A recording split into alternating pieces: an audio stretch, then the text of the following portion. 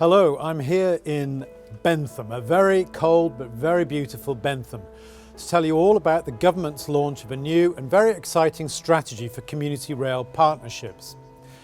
Bentham railway station serves the small town of High Bentham in North Yorkshire. It lies on the Leeds to Morecambe line, and the station has recently been branded as a gateway to the Forest of Bowland, a designated area of outstanding natural beauty. This beautiful station building, built in the 1950s, is now privately owned and is the home of the Friends of Bentham Station and the Leeds, Lancaster and Morecambe Community Rail Partnership. And that is the reason for my visit. It has been my privilege to attend a train naming ceremony that took place earlier today, one that celebrates a very significant, exciting and important community rail initiative in supporting people living with the debilitating effects of dementia. This has been conceived and led by the Leeds Morecambe Community Rail Partnership on the Bentham line. There are estimated to be approaching 1 million people in the UK living with dementia. The partnership, with the support of A-Corp and Northern, has worked incredibly hard over the past 18 months to create and deliver the first dementia-friendly railway line in Britain. Britain's railways are fully committed to making the network accessible and welcoming to all, and the positive lead taken by the Leeds Morecambe Community Rail Partnership and Northern Rail with regard to social inclusion and support for those with hidden disabilities such as dementia is a very much welcomed beacon for the rest of the railway to follow. I hope other community lines and train operating companies will look closely at what this partnership has achieved. As you know, community rail was conceived as a grassroots movement to revitalise neglected and at-risk parts of the network. Communities came together to safeguard the future of their local lines, and combining their local knowledge have helped transform lines into thriving feeders to the rest of the rail network. Work often centred on turning around unloved stations into welcoming environments, places where people could feel safe and comfortable as the partnerships and station adopters set about promoting the services on an individual line. And in doing so, they played a very important part in raising awareness of their line and attracting increased ridership. Overall, our railways have seen a doubling of passenger numbers in the last 20 years. But due to their efforts, some community rail lines have seen far higher growth than even this.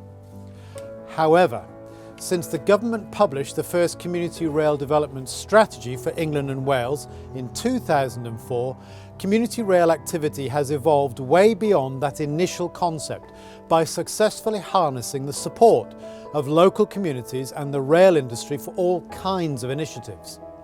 This is not to say the imperative of attracting new ridership to local lines does not remain key. It remains the bedrock. But the ambition of community rail partnerships is to do so much more for our local communities. Against that background, the Department for Transport undertook a 12-week public consultation that ended in January 2018. And on the basis of the responses we received, we have formulated a new community rail strategy that provides the framework which you asked for to bring community rail to the fore and really flourish as inclusive, independent and sustainable railway-based community action groups. The strategy is based around 4 key pillars. The first of these is providing a voice for the community. We want you to be the advocates for local people's views, along with their wants and needs from the rail industry to improve local transport provision. Ongoing constructive dialogue with the industry is central to achieving this. The second pillar is to promote sustainable, healthy and accessible travel. That means working much more closely with other transport providers, authorities and organisations to develop integrated transport systems around stations to encourage a modal shift to walking, cycling and public transport. Rail should be seen as a key part of sustainable and healthy journeys, And part of this strategy must be to work with schools, colleges and youth groups to promote travelling by rail to increase access to education, employment and recreational opportunities. Community rail organisations' work with children and young people is also key, including those with special educational needs and disabilities. The volunteers who facilitate the incredibly popular Santa specials are to be singled out for praise. This is an annual challenge that requires time and much patience by all concerned. But educating the passengers of the future on rail safety, the history of their railway and their local community, the environment and much more besides also continues to be of great importance. The third pillar of the Community Rail Partnership strategy is bringing communities together and supporting diversity and inclusion. The Bentham Lines Dimension Community Rail Project is a very good example of this in action. But there are many other equally good examples around the country, including a project known as the Rail Journey to Recovery. This is a joint initiative between Community Rail Cumbria and a national charity specialising in the rehabilitation of people with substance and alcohol abuse issues. The project has very successfully integrated rail-based activity within well-established programmes of rehabilitation. Another good example of a programme that reaches out into the community can be found at Commondale Station on the Esk Valley Railway in the North York Moors National Park. The unstaffed station has been adopted through a volunteer programme run by Beyond Boundaries, a locally based community project which is proving to be a great success with adults and youths with learning difficulties. The fourth and final pillar of the Community Rail strategy is supporting social and economic development. This is all about promoting and enhancing tourism and leisure by train, something many community rail groups have already got to grips with and to good effect, as well as supporting small businesses and social enterprise development. There are many examples of small businesses flourishing in and around stations, and we'd like to see more.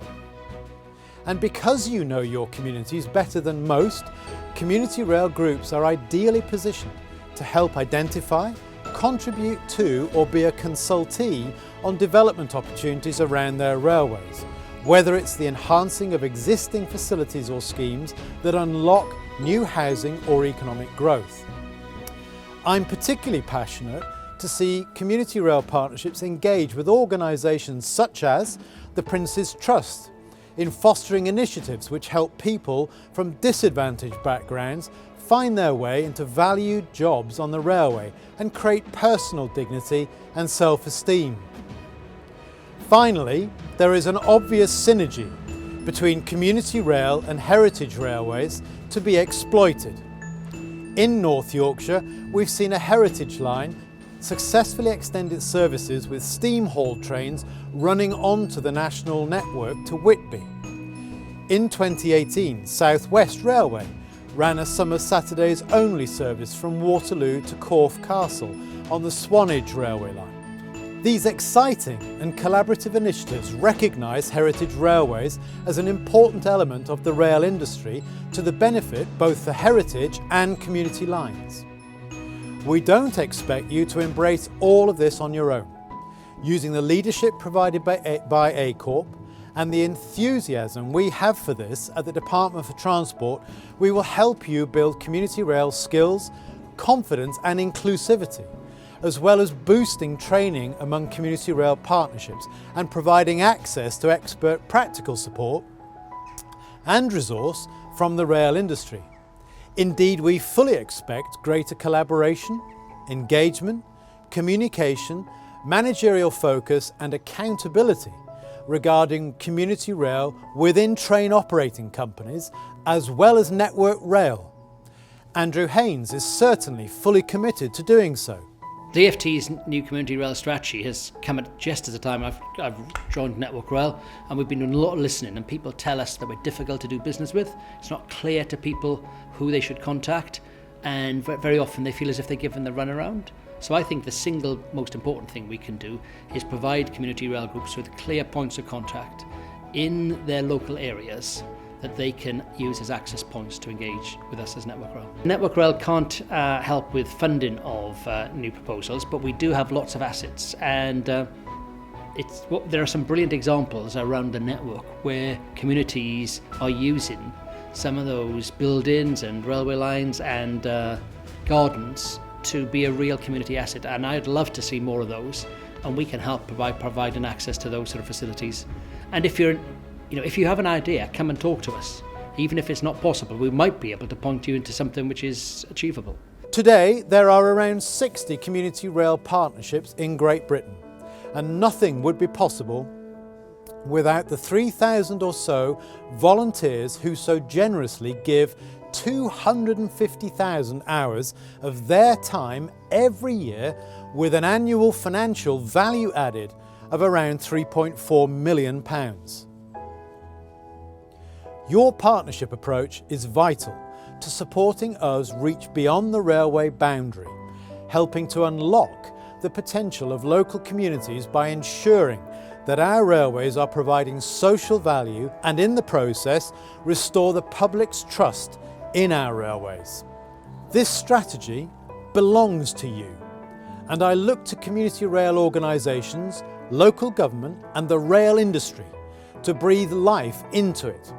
Its success is important to both the future prosperity of our country and for ensuring that we are providing the most appropriate transport services to the most vulnerable in our society. This is an opportune moment to extend my personal thanks and that of the department to everyone in the Community Rail family. You've achieved so much over the years, and now you're going to be equipped to achieve a lot more. So thank you.